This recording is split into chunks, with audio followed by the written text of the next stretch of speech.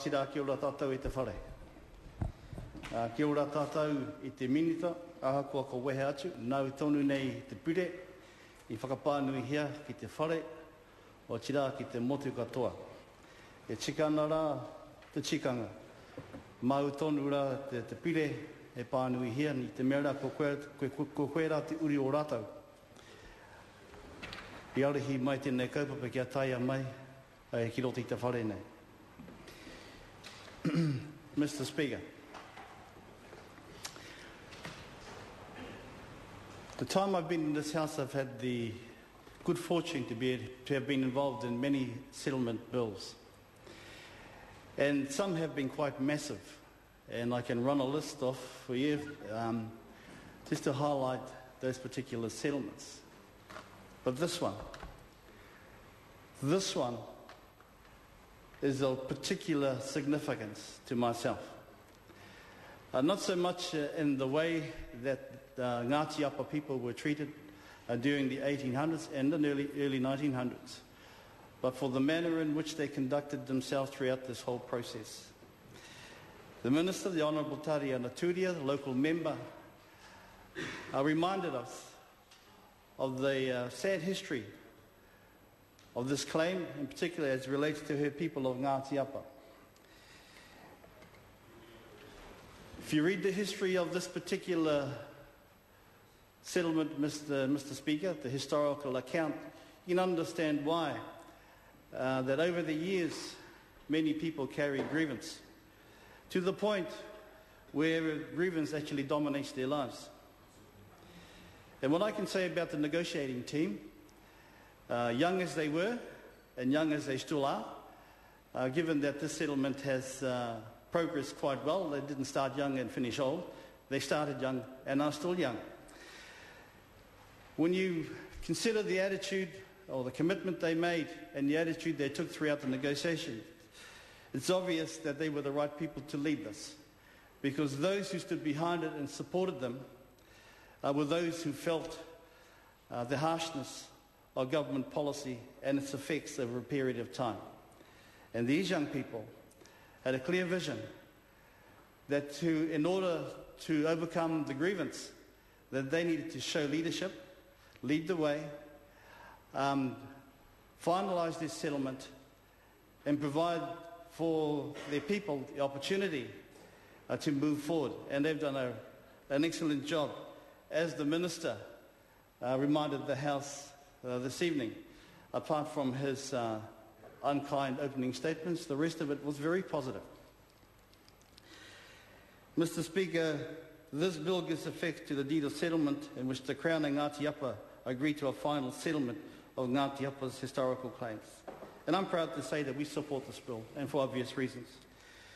Our negotiations, the negotiations on behalf of the previous Labour-led government were led by the Honourable Dr. Michael Cullen, and the deed of settlement was signed on behalf of the Crown by the Honourable Parekura Horomia, Minister of Māori Affairs, in October 2008. Soon after the deed was signed, Dr. Cullen reminded us that this settlement is an historic moment in the relationship between the Crown and Ngāti Apa, and will allow us, both parties, the Crown and Ngāti Apa, to move forward into the future. And I'm very pleased that the Minister continues to support those positive initiatives initiated by the previous government, particularly when it comes to treaty settlements. And if this Minister, or that Minister across the House, is to meet his 2014 deadline, he is going to need the cooperation of every party in this House. And so, Mr. Speaker, I thank the Minister for his positive moves in this particular portfolio.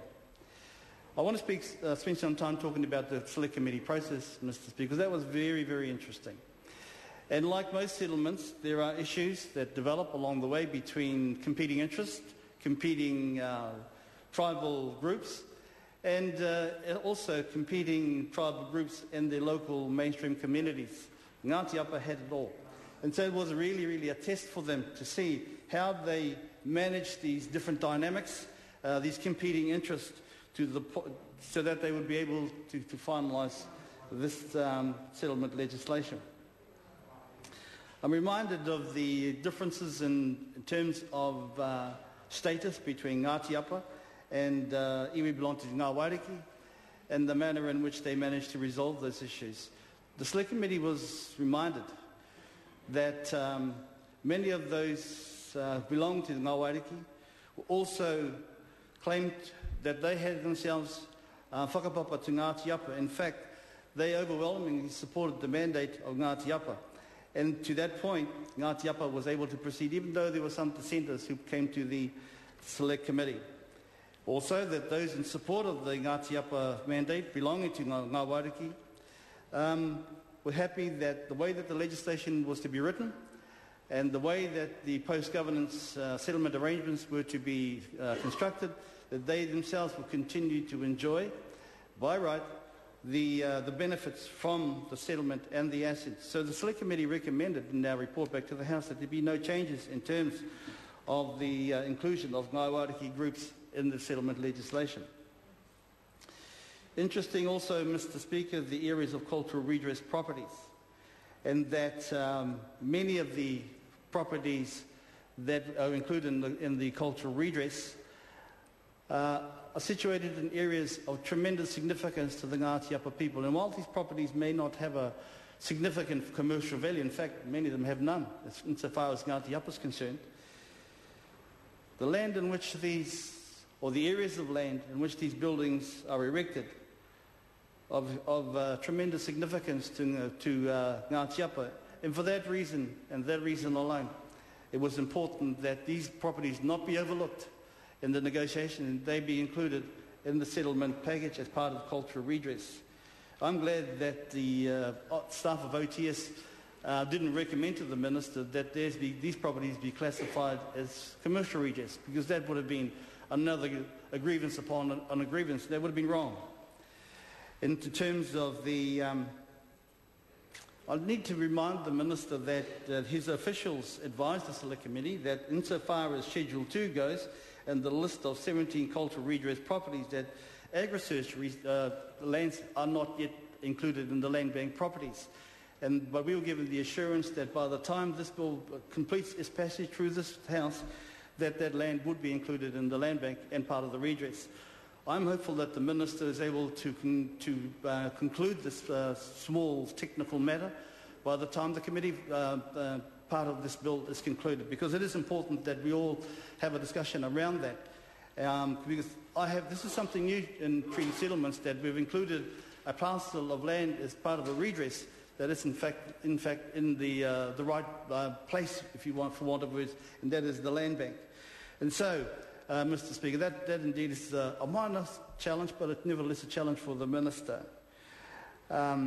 Fisheries protocol, very interesting. Anyone who knows the area of Wanganui or Ngāti Apa's Rohe well knows that in the rivers and lakes, small as they are, there are massive populations of tuna, of eels. And one particular person in this bill, and I know that the committee members were surprised to hear it, referred to small eels. And so we said to ourselves, anyone who's been there to Wanganui, to these particular areas, would never have seen a small eel. They're massive. We call them tanifas. But this was a good example of a competing interest, where somebody believed that their commercial interest would be severely compromised because Ngāti Apa were going to catch small eels. Now, Ngāti Apa don't catch small eels, and that's one thing we had to tell this particular person. But it's a good example of self-interest rather than competing interest, and little concern or little consideration for the customary rights of others, and consideration for doing the right thing. And this is what this bill is about. And so, Mr. Speaker, in the short time that I have left, I want to just take the time, as everybody else before me has done, congratulate the Select Committee. And rightly so, the Chairman did conduct a very, very open, flexible process when he heard the submissions. He allowed the members to actually be quite broad in their questioning of submitters and officials. And as a result of that, we have in front of us a well-considered bill. I hope he keeps those standards up. Thank you, Mr. Chair, Mr. Speaker.